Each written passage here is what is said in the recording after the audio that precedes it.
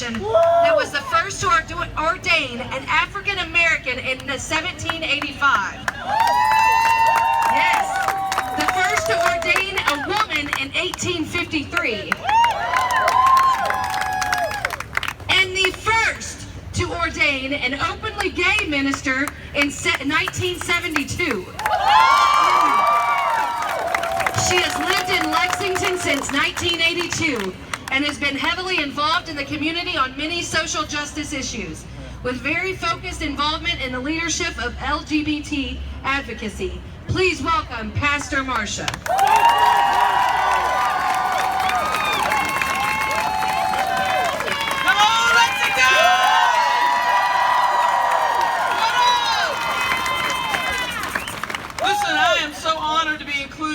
Among these leaders, these are trailblazers who live life beyond themselves, sacrificially giving their gifts to speak and to work for justice and equality. They get off the couch and they get in the world, and we thank them for doing that.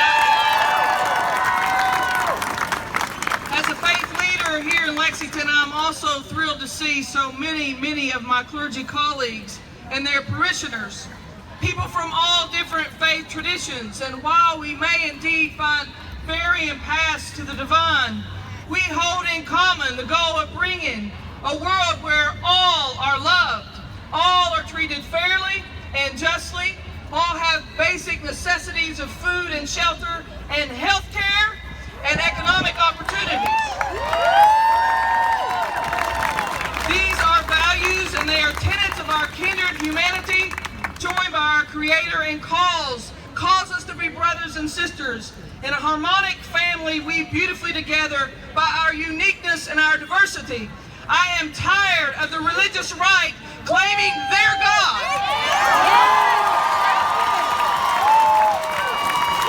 I am tired of the religious right saying that we are not people of faith, because are we? Yes, we are. As a female, and as a lesbian, and as one of the very few openly gay clergy in our Commonwealth, I have faced my share of discrimination. And in those battles, I have been joined by allies who were not gay, by allies who were not female, who had nothing to gain personally by their advocacy or standing up for me or with me. And so I am indebted to those who work for justice when they recognize, in the words of the late Dr. Martin Luther King Jr., penned from within the iron bars of Birmingham, injustice anywhere is a threat to justice everywhere.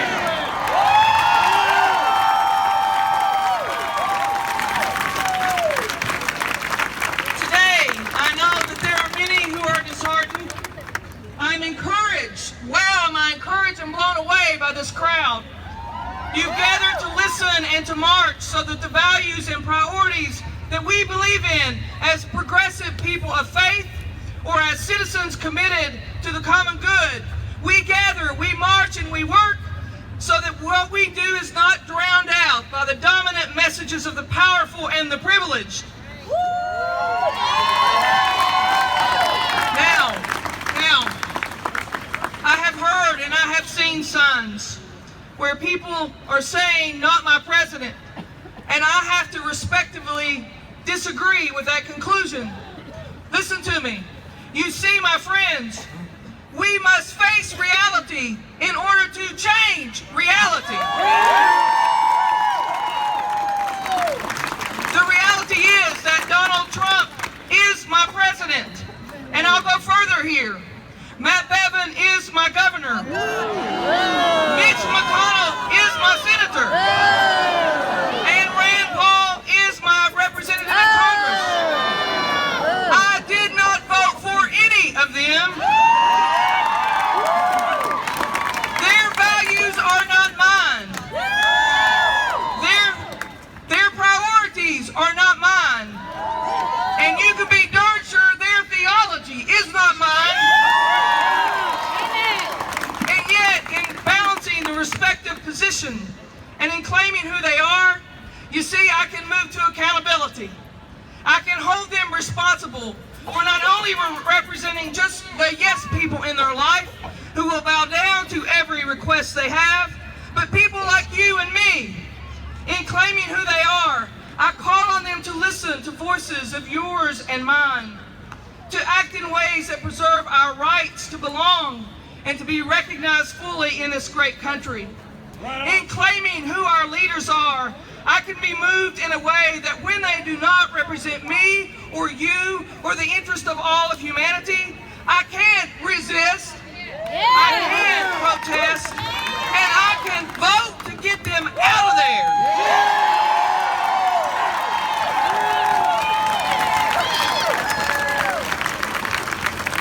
It has been some sad days in our state and now in our nation these past 2 years. And if nothing else, what I hope is it has lit a fire under our butts to get to the bowling.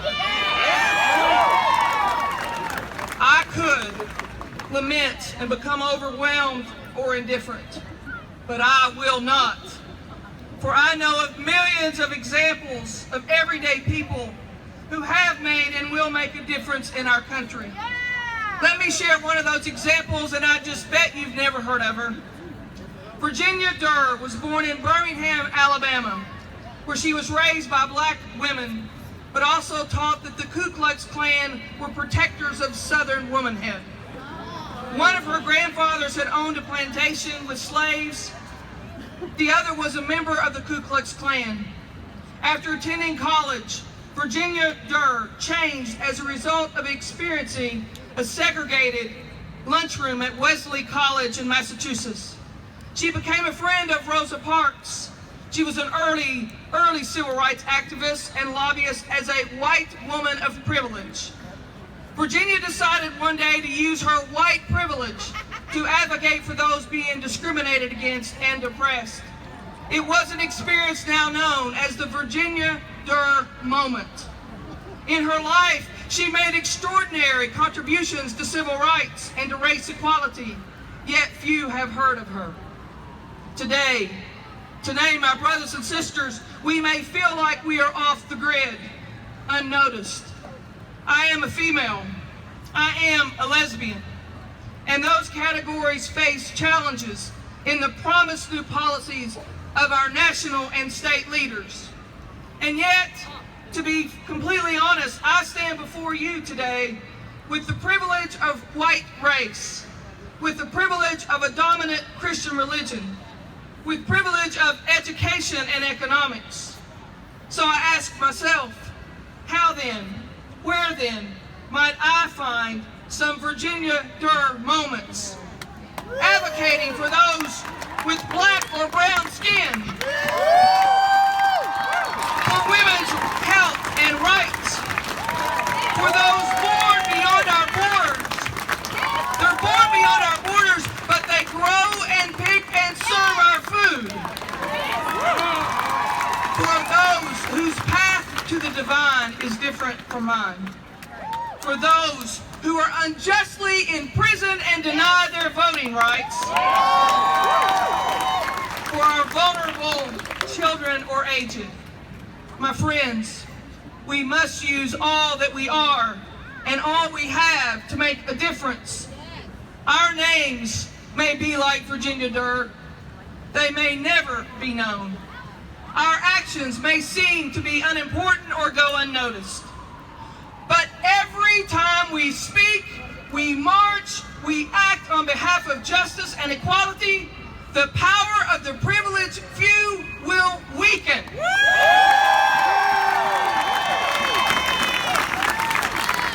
My friends, I beg you and I challenge you to find and claim our Virginia Durr moments. Moments when we refuse to back down or give in or give up. We, the people, it is up to us, and that is an awesome responsibility. And in the words of our incredible, outgoing, best president in my life, President Barack Obama,